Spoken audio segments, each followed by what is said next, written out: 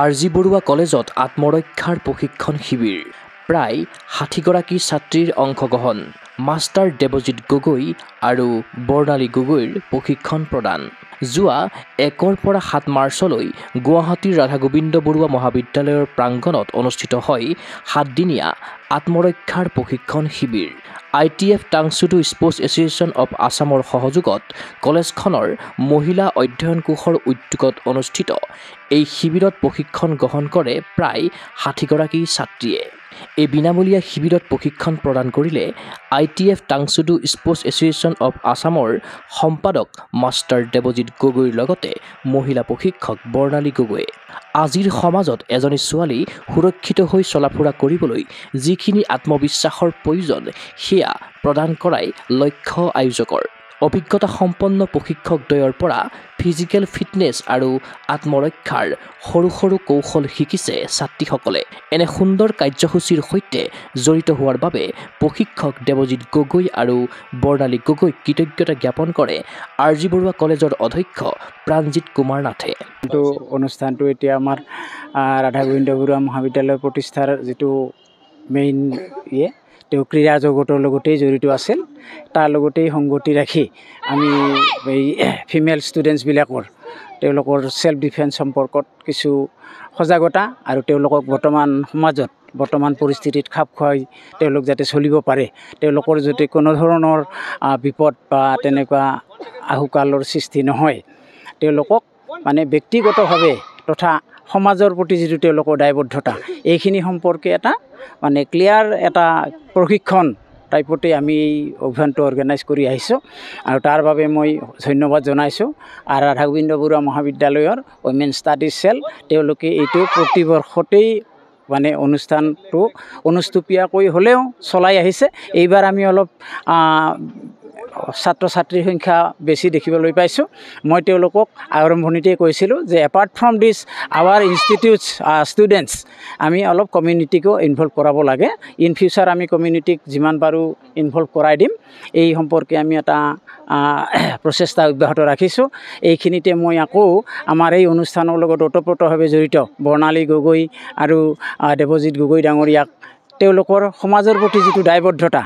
আৰু যিটো ক্ৰীড়া ক্ষেত্ৰত তেওঁলোকৰ অৱদান তাৰ বাবে মই তেওঁলোকৰ ওচৰত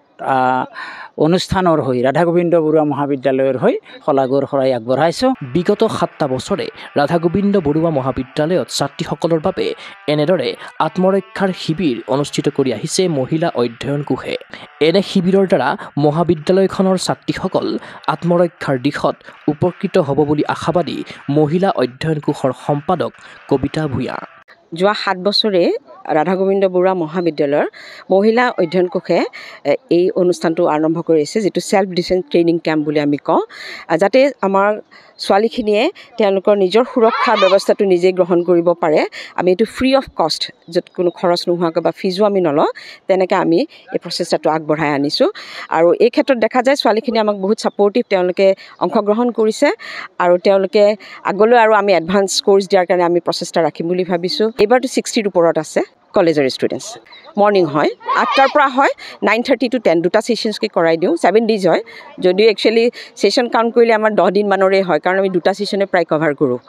আত্মৰক্ষা এক বহল বিষয় যদিও কম দিনৰ ভিতৰতে খুব সুন্দৰকৈ ছাত্ৰীসকলে আয়ত্ত কৰা প্ৰত্যক্ষ কৰি আনন্দিত প্ৰশিক্ষকদ্বয় আত্মৰক্ষাৰ প্ৰশিক্ষণ প্ৰদানৰ বাবে সুবিধা কৰি দিয়াৰ বাবে মহাবিদ্যালয়খনৰ কৰ্তৃপক্ষ অধ্যক্ষ অধ্যাপক অধ্যাপিকা আৰু মহিলা অধ্যয়ন কোষক ধন্যবাদ জনালে দেৱজিৎ গগৈ আৰু বৰ্ণালী গগৈয়ে ভাল লাগিলে আমি 1 তাৰিখৰ পৰা আজি 7 তাৰিখলৈকে আৰ.জি. বৰুৱা কলেজৰ উমেন চেলৰ সহযোগত আৰু আমি ITF টাংছুডু স্পৰ্টছ এছ'চিয়েশ্যনৰ উদ্যোগত আমি 7দিনীয়া ছোৱালীবিলাকৰ আত্মৰক্ষাৰ প্ৰশিক্ষণ শিবিৰ ইয়াত অনুষ্ঠিত হৈছিলে তাতে কৰি বহুত ভাল লাগিলে কিয়কি এইবাৰ গোটেই ছাত্ৰ ছাত্ৰীবিলাক বহুত এক্টিভ ছাত্ৰীবিলাক বিশেষকৈ ছাত্ৰ নহয় বহুত এক্টিভ আৰু বহুত ডেডিকেটেডলি তেওঁলোকে কৈছে যিমানখিনি শিকাইছোঁ তেওঁলোকে আয়ত্ত কৰিব পাৰিছে সেইগুলিকে মই আমাক এই সুবিধা দিয়াৰ কাৰণে আমাক কলেজৰ কৰ্তৃপক্ষৰ সকলো ছাৰ বাইদেউৰ লগতে ওমেন চেলৰ বিষয়ববীয়াসকলক মই অশেষ ধন্যবাদ জনাইছোঁ যাতে আমাৰ এই অকণমান সহজ যি শিকালোঁ তাতে ছাত্ৰীসকলৰ উপকৃত হ'ব বুলি মই আশা ৰাখিলোঁ। এইটো সম্পূৰ্ণ এছ'চিয়েশ্যনৰ ফালৰ পৰাই আমি কৰিছোঁ। আমাৰ আৰ জি বৰুৱা কলেজৰ যি ওমেন ষ্টাডি চেলে মানে আমাক প্ৰত্যেক বছৰ আজি যোৱা 7 বছৰ ধৰি আমি ইয়াতে কৰি আছোঁ আৰু খুব ছাপৰ্টিভ, খুব ভাল লাগিছে। আৰু মেইন থিং এতিয়াৰ সমাজত, বৰ্তমান সমাজত ছোৱালী এজনী নিজকে সুৰক্ষিতভাৱে আচলতে চলা ফুৰা কৰিবৰ কাৰণে যিটো কনফিডেঞ্চ লাগে, সেই কনফিডেঞ্চটো ক্ৰিয়েট কৰিবৰ কাৰণে আচলতে এইখিনি হাতত লোৱা হৈছে। গতিকে আমি এই ক্ষেত্ৰত আমি যথেষ্ট আমি নিজে ভাল পাইছোঁ, উপকৃত হৈছে বুলি ভাবিছোঁ। আমাৰ ফালৰ পৰা আমি যিমানখিনি পাৰোঁ দিবলৈ চেষ্টা কৰিছোঁ এই 7 দিনীয়া যি প্ৰগ্ৰেম। ইয়াতে প্ৰথম শিকোৱা হৈছে ফিজিকেল ফিটনেছটো প্ৰথম দিয়া হয়, তাৰপিছতে যিখিনি আত্মৰক্ষাৰ যিখিনি সৰু সৰু কৌশল, কাৰণ এইটো এটা ভাষ্ট কোৰ্চ, মানে এটা বহল কোৰ্চ, গতিকে এইটো ইমান 7 দিনৰ ভিতৰত কভাৰ কৰাটো সম্ভৱ নহয়। তথাপিও আমাৰ ফালৰ পৰা যিমান পাৰোঁ চেষ্টা কৰি পেলাই আমি নিজকে বিভিন্ন ক্ষেত্ৰত, বিভিন্ন পৰিস্থিতিত এজনী ছোৱালীয়ে কেনেকৈ সন্মুখীন হ'ব পাৰে তাৰ কাৰণে আমি সজাগ হ'বৰ কাৰণে আচলতে আমি এইটো শিক্ষাটো দিছোঁ। খুবেই ভাল লাগিছে। 7 দিনত আচলতে এইখিনি কভাৰ কৰাটো এজনী ছোৱালীৰ কাৰণে কেতিয়াবা সম্ভৱ নহ'বও পাৰে, আৰু মানে ছোৱালীৰ বিভিন্ন ধৰণৰ সমস্যা থাকে। গতিকে এনেকুৱা সমস্যাৰ মাজতো আহি ছোৱালীখিনিয়ে যিভাগে আহি আমাক মানে অৰিহণা যোগাইছেহি বা তেওঁলোকে যিখিনি মানে ছাপোৰ্ট কৰিছে আমাক শিকি, আৰু নজনাটো শিকিবলৈ সুধি চেষ্টা কৰে, সেইটো খুব ভাল লাগিছে। প্ৰত্যেকগৰাকী ছোৱালীকে আমি কৈছোঁ নট অনলি মাৰ্চিয়েল আৰ্ট, যিকোনো খেলতে,